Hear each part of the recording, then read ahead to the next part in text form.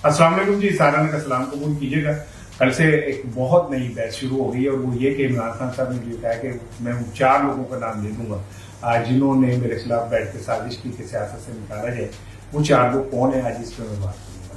इमरान खान साहब मुसलसल ये कह रहे हैं कि मैं रोज दिन ब दिन खतरनाक होता जा रहा हूँ। कि खतरनाक क्यों होते जा रहे हैं, क्या ऐसा वो करने जा रहे हैं जिससे वो खतरनाक हो रहे हैं। और दूसरी चीज ये है कि वो किन लोगों को ये कह रहे हैं कि मैं रोज बरोज खतरनाक हो रहा हूँ, अगर मुझे दीवार से लगाया गया तो मैं सबके नाम ले दूंगा।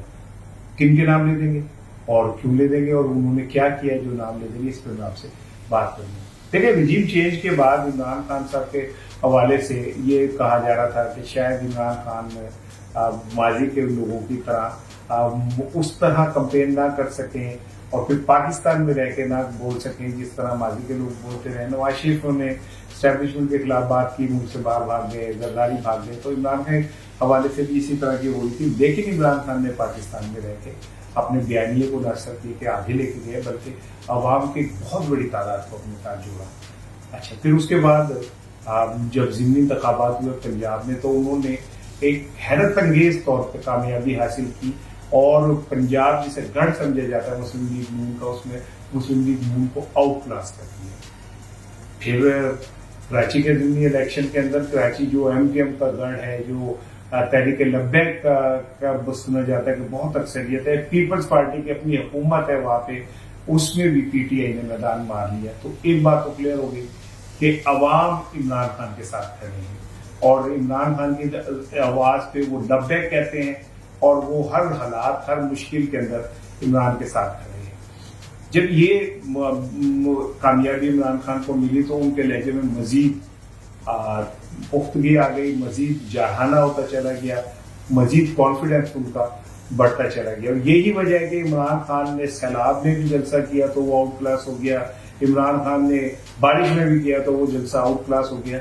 इन तमाम चीजों ने इमरान खान के एतमाद को जिसे कहते हैं ना बुलंदियों में पहुंचा दिया।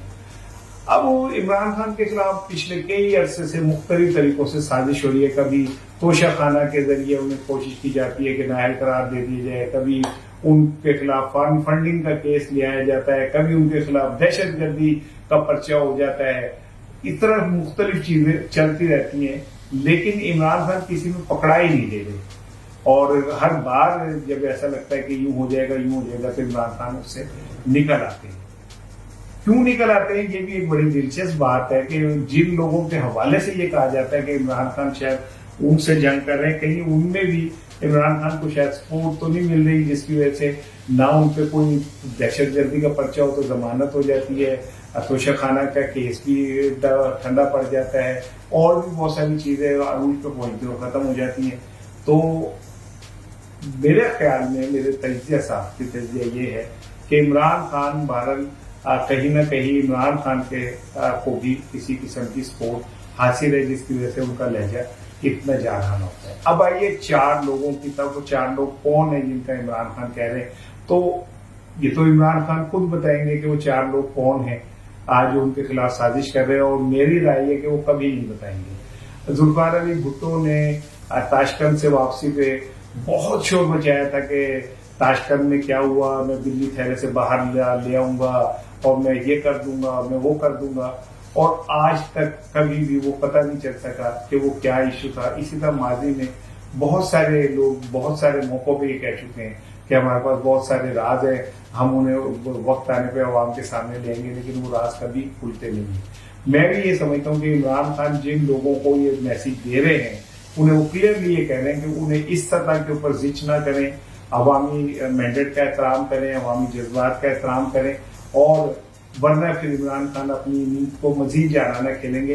लेकिन इमरान खान, मैं नहीं समझता कि इस मौजूदा हालात में कभी उन 4 लोगों का नाम लें। डेफिनेटली वो जो 4 लोग हैं अगर कोई इतने आसान होते तो इमरान खान तो किसी को भी नहीं बख्शते।